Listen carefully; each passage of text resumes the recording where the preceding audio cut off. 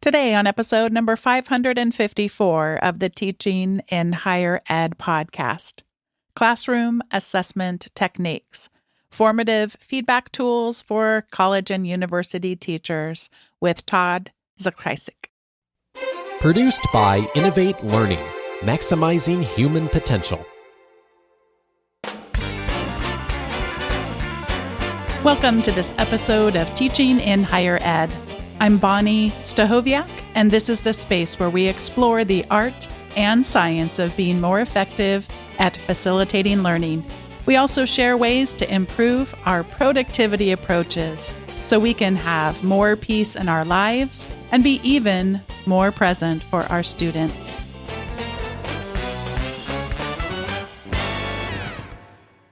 I'm excited to be welcoming back to the show Todd Zakrajsek.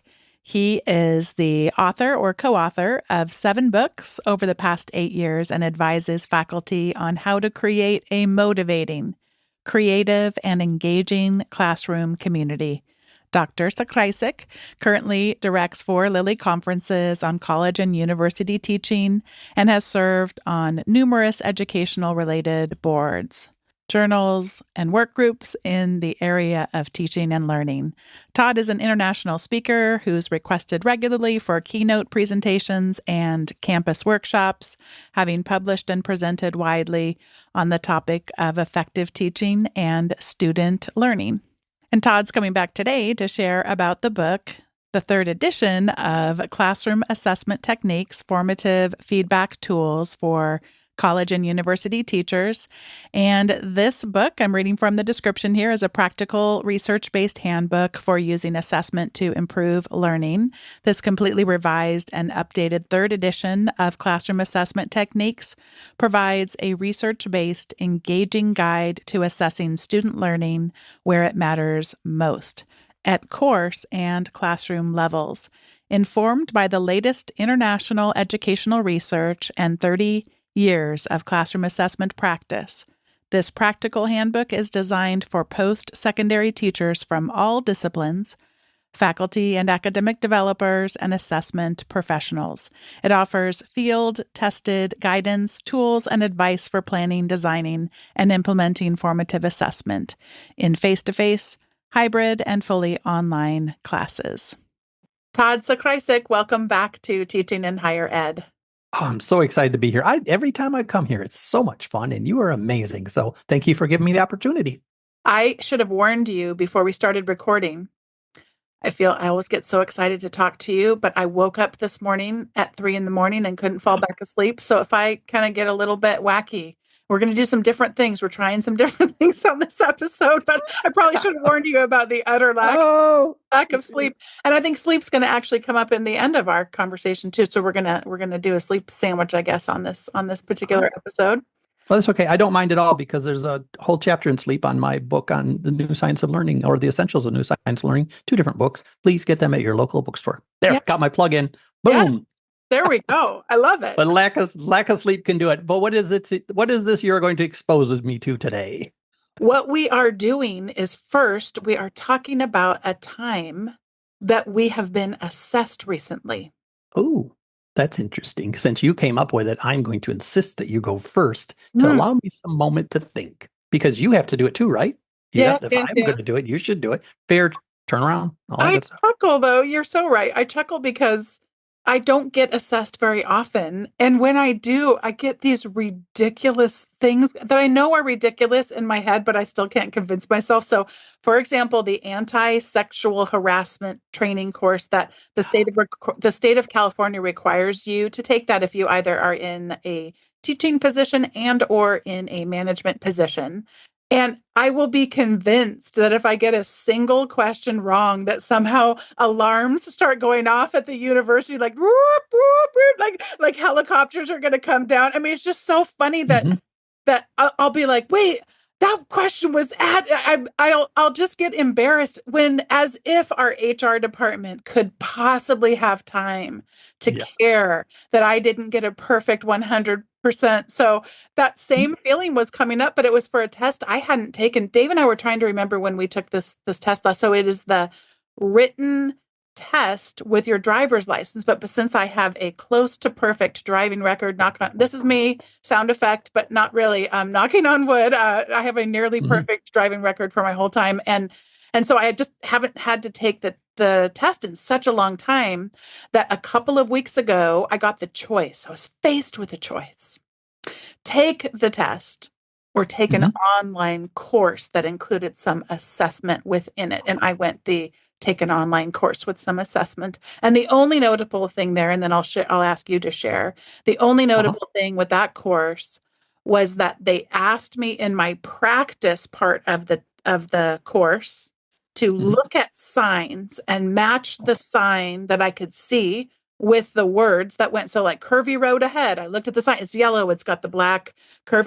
That's curvy road ahead. Yeah. It was so easy for me. But then when it got to the actual part that was scored, that was going to keep me or help me get that real ID that I need to have by March of 2025 to travel anywhere, it wasn't a picture of a sign. Instead, it was a paragraph describing a sign. And it's like, you're looking at an octagon with the something pointing down with this. And I thought, like, that's not how I take in signs. I look at them and they're symbols, but I don't remember what color the text was exactly. So that was, and I felt all nervous, but I did pass, and I have my temporary real ID, but soon I'm going to be flying with an actual real ID. And the whole world is my oyster now, Todd. So now it's your turn.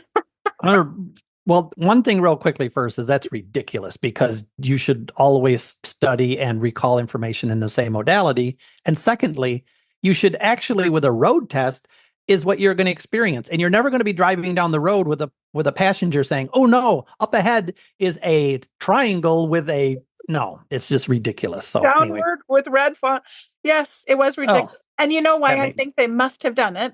It must have been that whatever software they used to build it, that the formative assessment tools allowed more visual, and that the summative scored ones didn't. That whatever they were probably held back by technology, because who would want to do that on purpose? I think it was just a technological limitation. Yeah. Well, it's a DMV, though. You never know what they'll do on purpose. Hey, I don't want to burst your oyster, which is mixing all kinds of things there.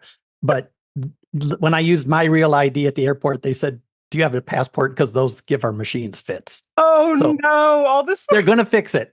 But I don't know about other states, but in North Carolina, there's a little area it's still plastic and everything, but it's carved out. So you see right through it. And apparently the machine doesn't like that there's a hole in the ID. So anyway, they'll sort it out. They're good people. Okay, so I get to go next? Yes. Okay, the last time I've been judged, assessed. Yeah. I'm getting judged all the time. I just have this. Okay, it's not paranoia if it's true, though, right? I mean, if everybody's judging you. So I've been thinking about this just while you were answering a question, and it just occurred to me, because I don't normally take a lot of tests, but actually I do more than I actually was thinking I would. I use the word actually like 4 times right there. Because I work in a medical school, I have to pass certain tests because I'm in a medical school. They assume that you're going to be in a hospital. So one example is a TB test. So I have to take a test and pass it to demonstrate that I understand TB rules, so that if I'm walking down a hallway and there's a ventilation system, I know what to walk into and what not to. Interesting. You and I have been so similar through the years, because when you were saying that how you didn't want to get any wrong, the very first one of these tests I took, I read the material. I went and looked up supplemental stuff. I made sure to clarify everything. And then I took the test and I got 100%. And I told one of the docs there, it's like, ooh, I took that TB test. I got 100%. And they said, okay. And I said, yeah. I said, really tough though. And they said, what do you mean tough? And I said, well, the studying part. And they said, no, you take the test, and whatever you get wrong, you retake the test, and then they'll shuffle the questions, but it's not that hard to remember. And so you just take it 3 or 4 times till you get it right. And I said, wouldn't they hate you for that? Isn't that a problem? They said, nobody looks at that. But the same way, I did not want to get a single question wrong, because I mean, the TB police would come and get me. So yeah. And I'm happy to report that in my first 2 years of working in the medical school, I got 100% on every one of the tests. And since that time, I just log in and answer the questions and redo the ones I miss. You learned. Look at me. I've turned into an old physician. By the way, those of you in the listening audience, now you know the difference between a PhD and a doctor physician, because PhDs will study like crazy and physicians will just go through it the best they can. There you go. We are so fortunate today to be able to but I got to say though, I'm yeah? just kidding. I was just joking because it just occurred to me you will have some physicians listening, and I don't want to. They're honorable profession, good people. Honorable profession. Yes, We are sorry, that was. so fortunate today to be talking about an entirely different kind of assessment rather than one that we might dread, rather than one that may not produce the kinds of results that was intended by those designing the assessments. We're going to be talking about classroom assessment techniques today. Would you first tell us what a CAT is? I will, and I will just tell you once again how much I admire your ability to segue. That was so good. When it works, it works. And when it doesn't work, it It was really so doesn't. good. I loved it. So a classroom assessment technique. The concept of a classroom assessment technique overall is that's what the CAT is, classroom assessment technique, is that you can kind of find out at any given moment what your students actually know. And it can be in real time as you're teaching, but it also helps your students to know because it's funny. There's a lot of things that we don't know until we try to do it. And that's when we realize it. And what is kind of an interesting concept in my head to think about is sometimes how long how long you go without realizing you don't know it. A quick example is you could go to the mall, park your car very quickly, you run in, it's a lot of sales going on and people are all over the place. You shop for 2 hours and you come out and you think, oh my gosh, I don't remember where my car is. You didn't actually know where your car was for about 2 hours, but you didn't know that until you tried to find it. A CAT is like that. It's that moment where you say to the students, can you list 5 items that we talked about? Can you come up with an application? Can you tell me what's causing you a grief? And at that moment, the student can say, oh, I thought I knew this, but I can't really answer this. So it's really helpful. And then we as faculty members can get all kinds of data and information, not only about what the students are learning, we also get to see more in real time when we're effective. Because quite frankly, if you ask your students some kind of a classroom assessment technique in the end of the class, if 10% get it wrong, then those 10% need to work at it. If 90% get it wrong, you didn't teach it well. So it's really helpful for us to know too. Quick feedback for us.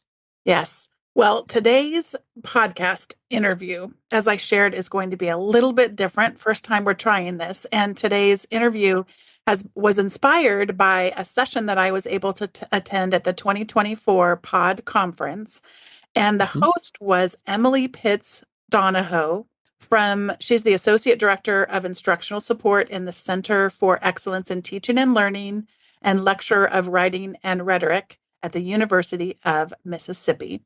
And in this session, they were drawing from improvisation, specifically the idea of yes and their theme was all around igniting your pedagogical imagination. It was so much fun, Todd. I wish you had been in that session. I know you were keeping quite busy in the pod conference as well. And so today what we're going to be doing is that this book, and I guess we should probably say that we're talking about a book first. So let me press pause on myself and ask you to tell the listeners what book we're talking about today. And then I will unpause myself and explain a little bit more how we're going to play this game. Boy, that's that part where you're so familiar with something, you don't even think about the other side of the perspective there. Because yes, I was explaining what a CAT is, but most of the listeners have probably found classroom assessment techniques by searching on the internet and finding them.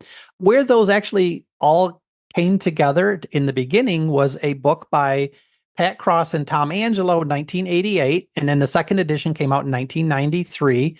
And I will just say quickly, this book exploded. This is one of the most popular, highest selling books like in the history of higher education.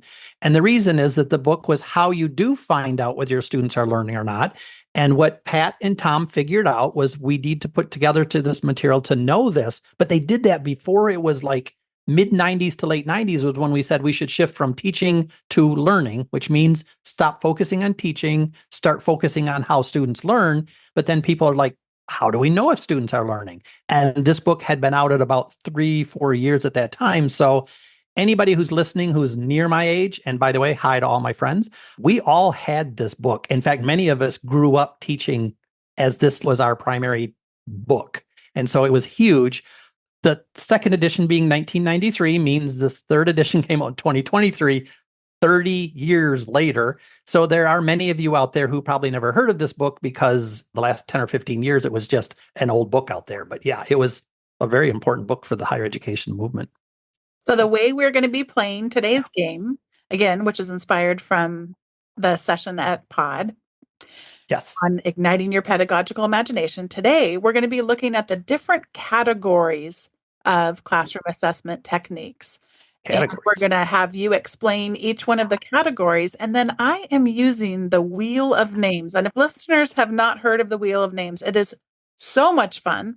Wheelofnames.com. Now, when Emily was at the pod conference, they had a big wheel. I'm a sucker for a big wheel. You spin it and get all the clickety clackety and all the things. And they had something like 50 different ones. And so wherever it would land, well, we don't have a big wheel in front of us. So we have a virtual wheel, and any of you could go to wheelofnames.com. It's really fun. You can create an account. It's free.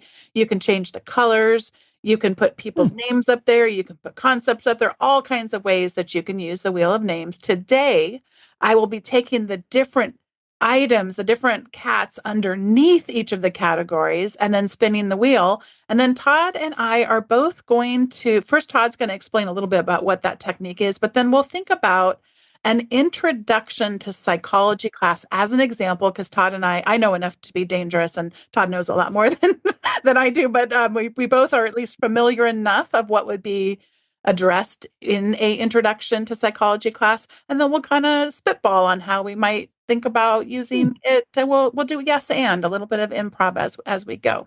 So the first category we're going to do, Todd. Oh yes, please. I don't know, and if we said this, I apologize for the repetition, but just for the listeners who aren't sure, there are 50 cats. So in the book, there's 50 of them, and there's 10 categories. So we're not going to explain all 50, as I'm assuming, Bonnie, we're not going to explain all 50. We're picking from them. But just to let everybody know, this is going to be a sample of probably 8 or 9 out of the 50. So yeah. Yep. All right. So first category we're using is knowledge. Knowledge, recall, and understanding was the first category, I believe, the first chapter area with cats. Yep. And you are going to share a little bit about the category while I get the Wheel of Names set up. Excellent. Basically, well, in each one of these cat categories, it's the things we do expect students to do overall, and how do we know that they're actually getting that? And so this first one is knowledge and recall and understanding is, first levels of Bloom is how do we know when the students know? How do we know when they can remember things? And how do we know if they understand? So it's literally, as it's titled on this one, is how do we know if the students know the basic foundational aspects of some concept? All right. I will be spinning the wheel, and then Todd will kick us off with an example. Does it have the little ticky noise and everything? It does. A ticky noise. Isn't that so satisfying? It is that if without the ticky noise, I wouldn't even want to play this game. I know. Oh, excellent. Oh, this is the empty outline. Okay. You hear all the cheering that went on? Yeah. So fun. It's like extra pressure, though. Now I feel like all this cheering audience and everything. So an empty outline, basically, and there's different variations you can do on this one, but essentially what it is you create an outline and you leave blanks in the outline. And then we see to what extent the students are able to fill in the outline. Psychology, I will tell you, Bonnie, I can jump right into that, is I've used this as a framework. When I taught psychology, I've taught many, many times and long time ago, my students were struggling with essay tests. And so what I would do is I would help them out I would actually put together an essay question, and in class we would go over these things, and I would give them most of the answer, and then they had to fill in the other parts of the answer. And then as the semester proceeded, I gave them less and less of this outline, and they had to fill in more and more of it. And we could find out if they knew, because if they could fill in the outline, at least they knew the foundational stuff. And that's what this is all about. Just they didn't understand higher complex things, but they knew the things that went in those blanks.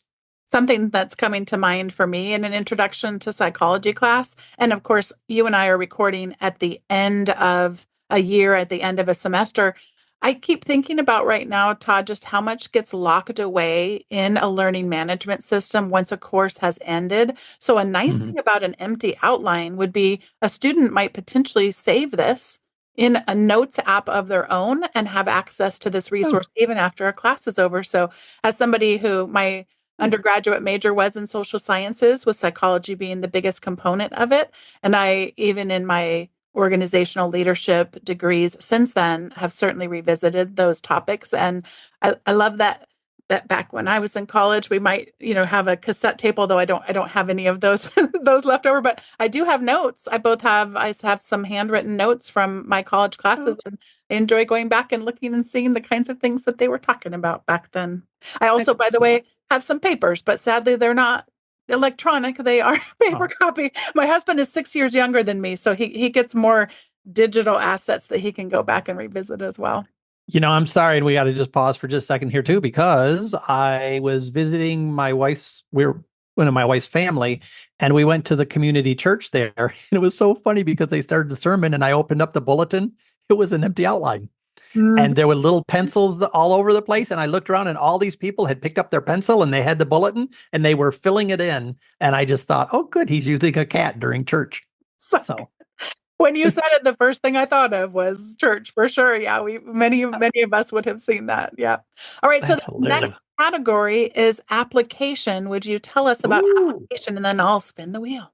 Yeah, I mean, application, just another one that we picked topics that I think are fairly self-explanatory is, to what extent do you know if your students can apply the things that they have learned? So I understand the concept, but now what do I do with it? All right, I'm going to spin the wheel. How would we know if students know? This one's not quite as satisfying because there's not as many, so we don't get as many ticky-tackies. All right. Oh, you got the RSQC2. There's all these reading techniques they do.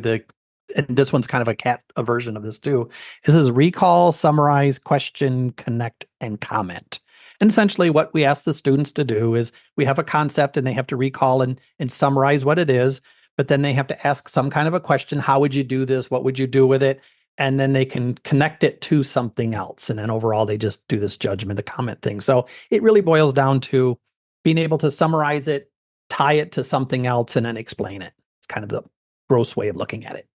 I got an email just today from someone asking a question that's a lot larger than you and I'll have time to tackle, but he is essentially asking a little bit, sounded like he's struggling because he feels like his students are using artificial intelligence way too much of the time to summarize things. So he says what he does right now, and here, read this 2 or 3 page article and then write me a paragraph summary. And as you were sharing, Todd, one of the things I'm thinking about that's a benefit of using a classroom assessment technique, which could, of course, be used in an asynchronous class as well, right? It doesn't have to be in an actual, in a room setting, that kind of a thing. But to want to mix it up a little bit. So it's going to be fairly easy for us to be able to put a 3-page PDF in a artificial intelligence tool and say, hey, can you give me a 1-paragraph summary? So yeah, your students might feel like they're going to do that. But if we have different techniques that we're doing to be able to stretch them a little bit, then that's just going to change things. It's going to be more interesting too, but then we might be able to match it a little bit better. So this recall, summarize, question, connect, and comment is one that we could do. All right, the next category is... Oh, wait, I didn't get to one real fast with mine. Oh, yeah. So sometimes the beginning of class, you have certain vocabulary that's really, really important. So we might be hitting a section on metacognition, and I might just say, okay, everybody, metacognition. We're going to do an RSQC2 here. And what I want you to do is write down metacognition, summarize it real quickly. What's a question you might ask about metacognition? How would you apply it? And so I could use that one just to kind of make sure that they are understanding the foundational concept as we move into a material. All right, next category is problem solving. Tell us about our team problem solving category. Well, as we move up the cognitive ladder here, we get to a spot where we just want to know to what extent can students solve problems. So this isn't like being given pieces of information. It's now kind of pulling things together and coming up with a solution. All right, problem solving. Let's spin the wheel. Yay. Hooray. This is fun. So fun. Oh, what's the principle? Just the cheering is really cool. So in this section, we can ask students things like what's missing. We give them a topic and what's missing. We could say, predict what's coming up and everything. And for what's the principle, it's just essentially here's the concept and what's the underlining principle for this. And some of these cats, by the way, are very elaborate. And some of them are very, very simple. And this one is particularly one where you just say, what is the principle? But it's under problem solving.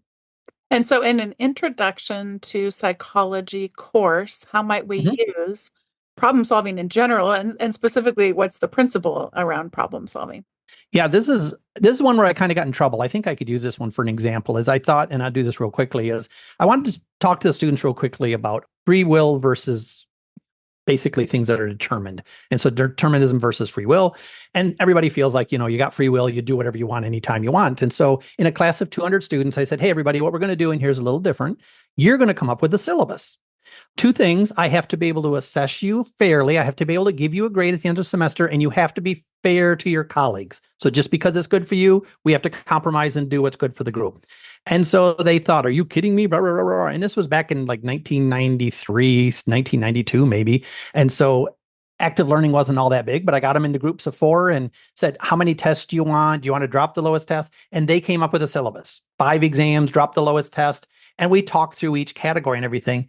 When they were done, we were writing this all on a chalkboard. Back then we had chalkboards, but we wrote it all out. I had it done. And I said, okay, great. Well, this is the end of the first class period. I have a little reading for you. And then I started to pass out this stapled pack of papers.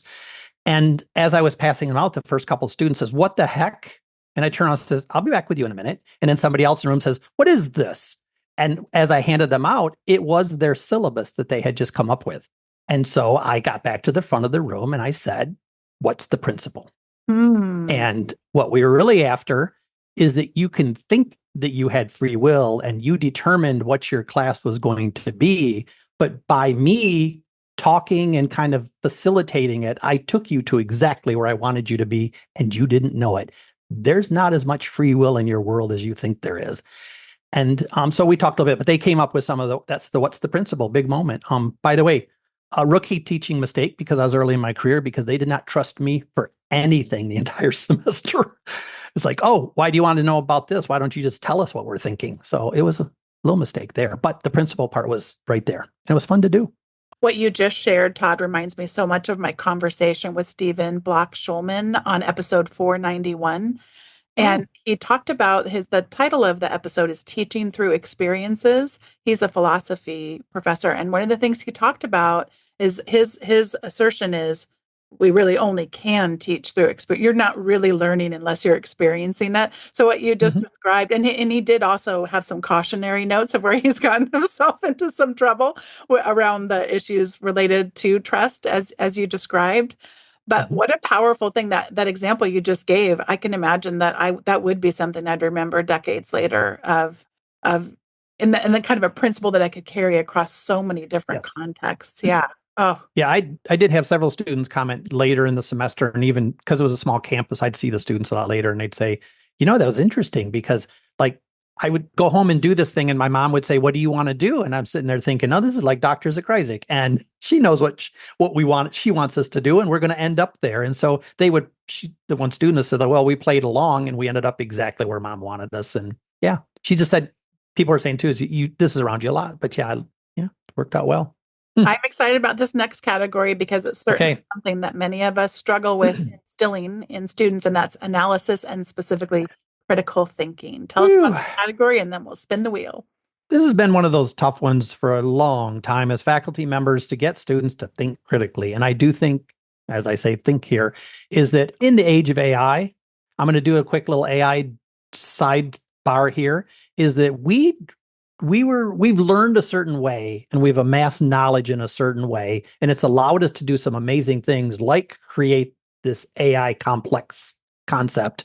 And if we're not careful, the students coming behind us will not learn these analysis and critical thinking skills to the extent that they can actually deal with the thing that we've created. So helping students to really think critically is hard, and getting them away from just asking ChatGPT, what do you think? But yeah, really important concept, hugely important. All right, I am going to spin the wheel. Oh, good. So stressed. I don't know why.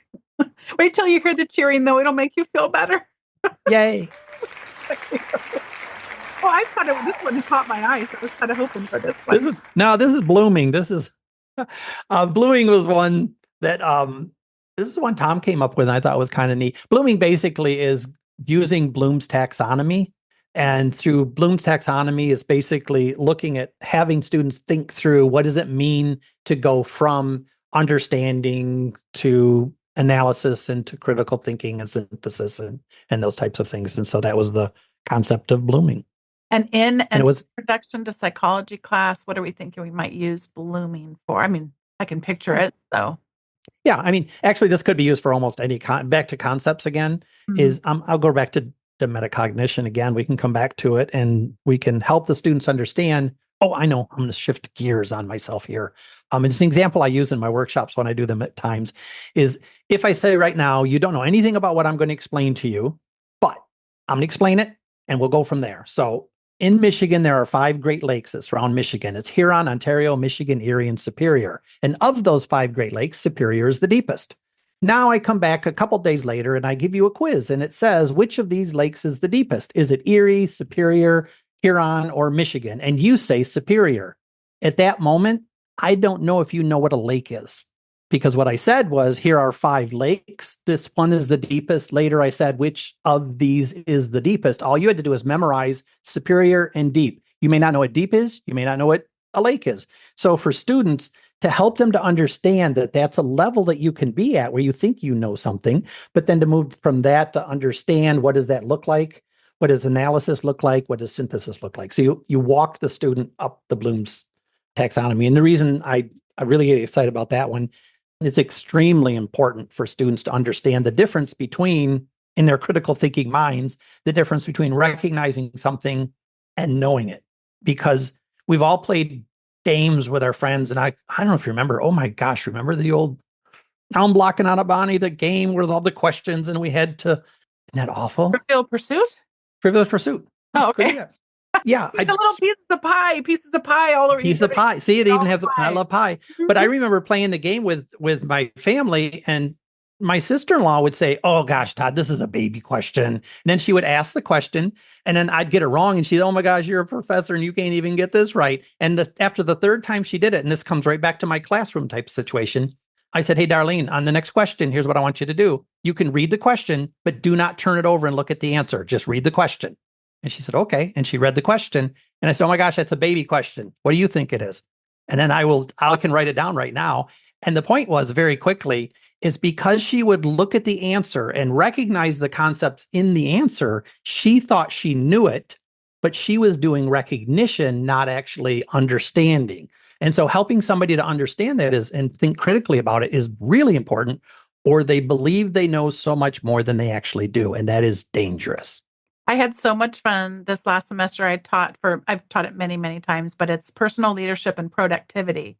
Ooh, that sounds great. We're working all the way through, and toward the end of the semester, there's a lot more things that just don't have right answers. But you would need to use critical thinking to make an argument across any number of things. And I would put things in, I was really enjoying using Canva templates. Canva, you can create a free account in there. I have a paid account, but students can also, I know there's no cost barrier for them. And so I would have this template, and it would show the GTD, as in getting things done, workflow template. And essentially I'd have all these scratch pieces of paper sitting around, and they'd have to sort them. But one example would be you're planning, or it was things that would come into your life. So it would be like a text message or an email because they want to plan grandma's birthday, a grandparent's birthday. Okay. Todd, you could put that practically anywhere on this map. Yes. And you would be right, as long as you made an argument for it. And I was so delighted just to see them, because I think I had built enough trust with them that they knew I didn't play games. I used a lot of specifications grading. So we're not playing games here. If you meet the specifications, I'm not going to sit here and play around with you, and your points and all that.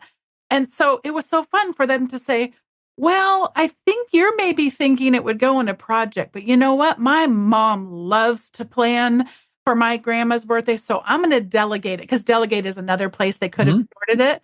And just to watch them use their critical thinking. And I do think you have to build up a certain level of trust for students to recognize that you actually want them to use critical thinking. And many times there can be more than one answer to the same questions. That is really a good example too. I really love the example. But for the listeners out there, I mean, this is so important for the students to understand that you can discuss a point and nobody knows the answer at the end, but you have thought through it. You now have a different cognitive level ways of thinking about things, and you can use everything from that argument in the future to solve things or to address issues. But this idea that I have this with a certain person in my family that I will not mention who it is, that for them is if there's not a right answer, there's no reason to talk about it. You can get the answer or you can't. I said, no, that's why would you even think that? In what situation? And then I started out with something that was an ill-defined problem with no true answer. But yeah, important. By the way, quick plug in for my friend Linda Nielsen. She is currently working on the next edition of Specs Grading for a book. Next edition of her book. It's a good book. Oh, good to know. All right, we are next. The next category for you to share with us is synthesis. And creative thinking. There's a difference between critical thinking and creative thinking. And so for creative thinking, we're thinking about how we can use things, divergent and convergent thinking in terms of different ways of pulling things together and different ways of looking at things. And the synthesis pulling. So it's all about pulling things together. All right. So I'm going to spin the wheel. I'm hoping for concept maps. So that's why I'm rooting for it, but we'll see. Crossing our fingers. Oh, it's the green one. It's the green one. It's coming around. It's coming around. It's coming around. It's so close. Oh, it's so close. It's like almost right on the line. So we can probably talk. I'll tell you what, it's so close to the line. Why don't I do the student generation question and then you do a quick concept map? Seem fair? It sounds good. All right, cool. Well, student generated questions, I've used these since beginning of teaching, was to help students think about the material and pull it together. You have them come up with questions. And yes, a lot of us have done this and they're not questions you can really use. Some people will say, put them on the test and stuff. But the process of coming up with a good question is really important in terms of synthesizing, pulling materials together, and thinking about the material in a new way. So have your students generate questions. They can pair up and critique each other's questions. And you could pick a couple at random and put them on the test. And that would be their bonus because if it's on the test, they theoretically would get it right. So my colleague Bjorn Johnson teaches an action sports marketing class every year. And the students love it. And the student-generated questions for that are for the guest speakers that come in. And it's a pretty big deal. He rotates it out and the roles, and it's a big deal that they have to play different roles during different guest speaker sessions, and that works well. In terms of concept maps, that same class, I realized we were going to talk about intro to psych, but you can tell I'm so excited from getting to witness some of the student learning up close and personal. But concept map, I like to have these same students in the personal leadership and productivity class. They can kind of come up with, they can take inspiration from a framework that we already looked at, but then they weave an analogy through it. So I mentioned the getting done workflow diagram. And so a lot of people in the internet, if you were to search for that, have created a similar looking, but then I have them layer on top of that an analogy that to them helps it make more sense. And that's another way that I'm able to, yes, look at a concept map. If they've never made one before, it might be hard. So then they can look at concept maps that exist on the internet and essentially replicate them, but they need that analogy in there. And what the things they come up with are, first of all, a hoot. And second of all, really demonstrate to me what they really understood. And if their analogy doesn't land, then occasionally I might say, hey, let's think about a different one that might actually be closer to explaining this. So it helps distinguish between that. Yeah. Love the analogy part. I haven't heard that one before. That's really good. Like that. All right. So I have looked at the clock, Todd, and now let's do a speed round. I know we need a speed round. What do you want to do? We can maybe do one or two more categories. No, I'm telling you, we're going to try attitudes and values and see what happens if we just stick real focused and do speed rounds. And I'm going to see if we'll see if in like a couple minutes. Let's just try and see if it doesn't happen in the first couple categories, then we'll just let it go. But let's just see what happens. Okay, we're ready. Okay, here we go. Yeah, attitudes and values. You're going to tell us what they are. Sorry. Yeah. Well, they're attitudes and values. Spin the wheel. What are your students? See, I can save time here. It's spinning right now. See, what are your students' values and what are their attitudes, and have them do this. All right. Profiles of admitted. Yay! It landed on profiles of admirable individuals. And on this particular one, I mean, all this really boils down to is you find an admirable person, somebody you respect, and then you profile them. And in doing so, you're looking at the attitudes and values and comparing their values to your values. So it's a way for students to do this, and we can see if they understand the concepts.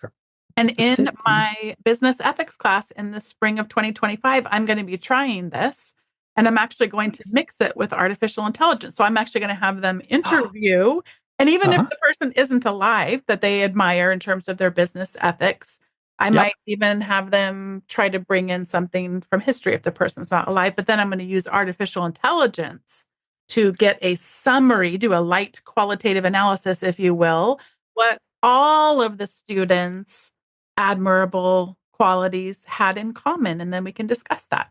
That would be perfect. And spin the wheel here, because what I'll say is that, I'd say spin it. Is that, yes, that allows them after they do that, especially with the AIs, to talk about their values relative to it. I love that. Next category is just spin the wheel is self-assessment of learners. Oh, to what extent do you know if you know? It's kind of a metacognitive approach to this one, self-assessment. Yeah. And this came down to goal ranking and matching. I love the woo in there. That was a good one. This is a really simple cat. And basically, it's a different cheer every time. Have you it noticed? is different. I didn't notice that. Different. Now I'm going to be obsessing about it. Okay, we'll listen to the next one. Yeah. This one's pretty straightforward. Is basically you have the students list down what their goals are, to what they'd like to get out of the class. And one adaptation, which is kind of neat, is you as the teacher list what your goals are, and then you have students look and see to what extent they match. Because if they don't match, that's an interesting discussion point. And so in a psych class, I could even in a chapter say, for this chapter, these are my goals. For you in reading this chapter, what would your goals to learn be? And then we could look at those two sets and see to what extent they match. And if they don't, we got to talk about it. So there you go. And I like to use Poll Everywhere for this, because Poll Everywhere has a ranking type of question. And then you can show the students what the class as a whole has done. And it's very quick and easy to use that. All right. Our next category is learning and study skills. Excellent. 3 more categories. Here's what we can do. I will explain learning and study skills is how you learn, but let me do the example on this one, and then we spin it, and then you do the next category. That way we'll move through it even faster. Woohoo! A learner autobiography. And this one basically is just explaining how you process things, how you learn things, so that we get a better understanding of our own, to the extent which we know how we're learning. And I do this with intro psych all the time when I tell students, figure out how much time it takes you to read a book. How do you go about learning? And they have to kind of lay out their own thing. That's their learner autobiography. All right, Todd, next category, perceptions of learning activities and assessment. Ooh, this is a good one too. Students are exposed to all these different assessments. Sometimes we should ask them and find out to what extent do they understand what's going on, and to what extent do they, again, can understand what the assessment is.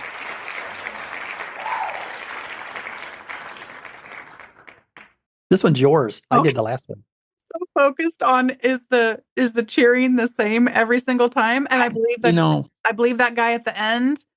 Woo! That I think that's the same every time. So that's what was distracting me. But I have a job here to do, right? And so I need to explain. Oh, reading and video ratings was the one that popped up, and it got me. I know that I'm going to break a rule here because it's not quite what is being described here. But my colleague kind of does a combination of the fill-in one that you were talking about earlier, where you fill out the outline, and having students rate things. And I think you could kind of get really creative with what your rating scales are.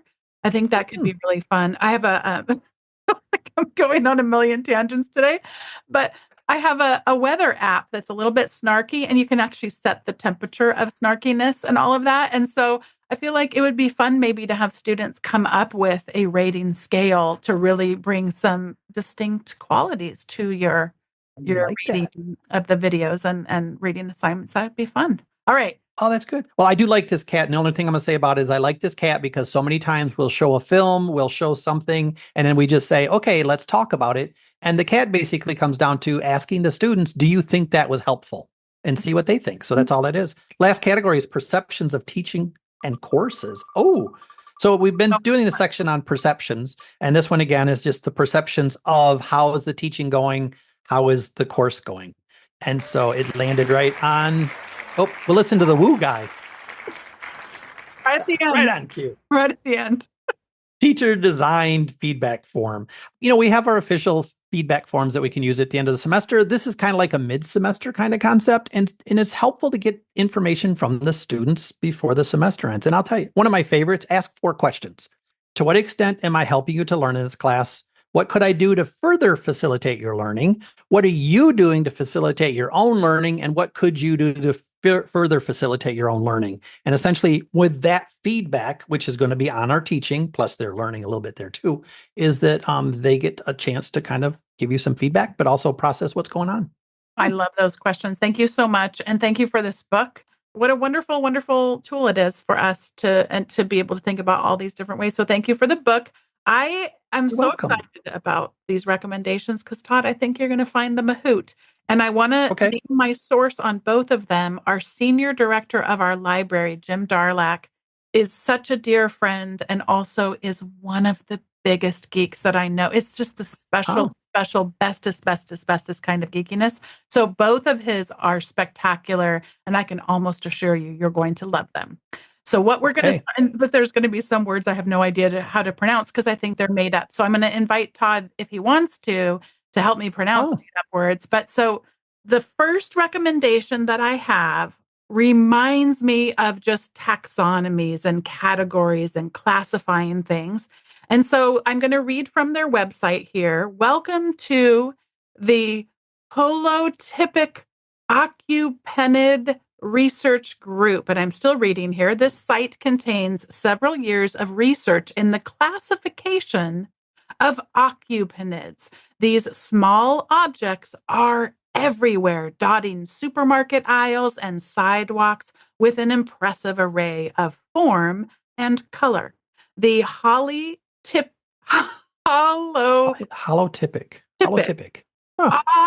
Occlupanid Research Group, and that's abbreviated HORG. Yeah, I think you should just call it HORG from now on. Has taken on the mantle of classifying this most common yet most puzzling member of the phylum Plasticae. So let me break character here and stop reading. This entire website, Todd, is dedicated to classifying the things that close your bread, your loaves of bread. That's what those are. The little plastic clips. So they have all the different, they have a whole taxonomy. Oh my goodness. They have a made up fiction about how these things grow and develop. It is like the geekiest STEM website you've ever seen, but just of the little plastic doohickeys that close the loaves of bread that I don't feel are necessary. And I often early in my marriage used to just discard. And my husband gets real nervous if that loaf of bread is not, properly contained with these, now that I know what they're called, these HORGs. Yeah. Yes. Right. Yes. So, well, that's interesting. Okay. Well, trust me, friends. There you go. You're going to want to go visit this website. So much fun. So much fun. Yeah, I could only imagine how much fun you're going to have doing this. My second recommendation, then I'll pass it over to Todd. Well, before you do your second recommendation, once you get done with the website with your friends around, just discuss at length what the difference is between a geek and a nerd. It's actually a better discussion than you would think. Okay, you can move on now. It's funny that you say that because I was kind of, he's actually both. So that's the beauty of it. I could have used either description in the case of our friend and colleague. So Todd, this one you're also going to love. This website is Whiteboard Tips and Tricks. And I'm reading here from Yuri Malyshenko. Over the past years, I've been using whiteboards very intensely in so many ways. This type of media has proven to be useful for a variety of tasks. And they go on to talk about the tasks, but little tips and tricks for things like how do you draw nice dotted lines? How do you avoid messy spots while you're erasing unwanted elements? That's pretty cool. How do you color shade your drawings? They color shaded their drawings. And level grids. And one more. How do you make sure that texts are readable from any point of a room? And if you like this post, I will tell you that Jim has shared with us, this is just one in a series of posts about graphic facilitation. So all kinds of, I'm only recommending this one because I got to save the other ones up in case I want to recommend them in the future. But goodness. I think those are outstanding. So my recommendations, I'm ready. Okay, the first one's a little non-traditional, but I'm going to go with it. I recommend the Classroom Assessments book because not only does it have the 50 cats that we talked about, it also does have, and this is serious, you can look those up online too, which is good. This has several chapters at the beginning that actually talk about cats and how they work and why they work. And within each cat, it's not only how to do it, but it's what to do with the data and then how you can help the students to use the data. So there, I don't know if any guest has ever done that before, but I'm going to circle around and recommend what we talked about. And then the second one is that I actually am one of the small population folks out there. There are very few of us who do not require much sleep. And so I tend to sleep somewhere between 4 and 5 hours a night. I have for years, and it seems to be about what I require. But I have to be careful with my sleep because it is such a short period of time. It has to be high quality sleep because your body needs these regenerative things. So I use the Pillow app. The Pillow app works really, really well. It tracks different stages of sleep, and it's not, these apps typically are not absolutely precise, but they're pretty good. What I like about this one, though, is you can set an alarm in the morning and it will track your sleep. And if you're in a deep sleep, it won't wake you up. It'll wait until you're at a higher level or a more awake state. So stage 1, basically. And so it works out. You wake up every time I wake up from the app, and I don't feel exhausted because it's not trying to wake me up when I'm in stage 4 sleep. If you don't know what stage 4 is, stage 1, New Science of Learning, chapter on sleep. Mm-hmm. That's my recommendation. I've only got one there. That's all I got for you. 1 plus the book. Yay. All right. We did it. Thank you so much for coming back on Teaching in Higher Ed, Todd. And I know we already have some ideas for future topics, so I can't wait until we get to talk again. I enjoy it every time. And you are, again, fantastic. Thank you. Thank you for letting me experiment with a new format. That was risky, and I'm just going to not lie to you. I was scared, a little bit scared at the beginning. So. Yeah, I was scared too, but I knew we were good together. We could take the risk together. You new teachers out there, sometimes you're scared, you move forward. Yeah, so true. Thank you again, Todd. You're welcome. Thank you. Thanks once again to Todd Zakrajsek for joining me for this episode of Teaching in Higher Ed. Today's episode was produced by me, Bonnie Stachowiak. It was edited by the ever-talented Andrew Croker. Podcast production support was provided by the amazing Sierra Priest. Thanks for listening, and I encourage you, if you've not done this already, head over to teachinginhighered.com/subscribe. That's going to sign you up for the weekly update from Teaching in Higher Ed. You'll get the most recent episodes show notes, as well as some other goodies that don't show up in the regular show notes. Thank you so much for listening and being a part of Teaching in Higher Ed. I'll see you next time.